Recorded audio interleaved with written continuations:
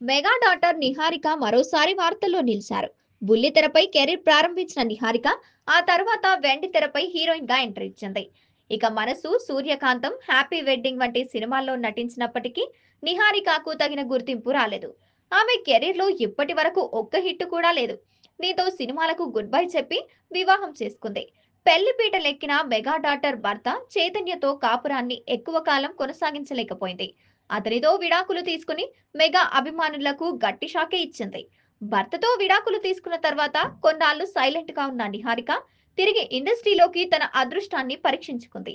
అయితే ఈసారి నటిగా కాకుండా నిర్మాతగా మారి ఇండస్ట్రీలో రీ ఎంట్రీ ఇచ్చింది ఈ బ్యూటీ. తాను నిర్మించిన తొలి సినిమా హిట్ కావడంతో నిహారిక సైతం ఆనందం వ్యక్తం చేశారు. తొలి సినిమాతోనే సక్సెస్ కొట్టిన నిహారిక ఫుల్ జోష్ లో ఉన్నారు. ఇక ఇదే సమయంలో నిహారిక నిర్మించిన సినిమా పలు అవార్డులను కూడా సొంతం చేసుకుంది. తెలంగాణ ప్రభుత్వం గద్దర్ అవార్డులలో కమిటీ కుర్రాలకు గద్దర్ అవార్డుతో సత్కరించారు. ప్రస్తుతం నిహారిక తన రెండో సినిమాను తెరకెక్కించే పనిలో పడ్డారు.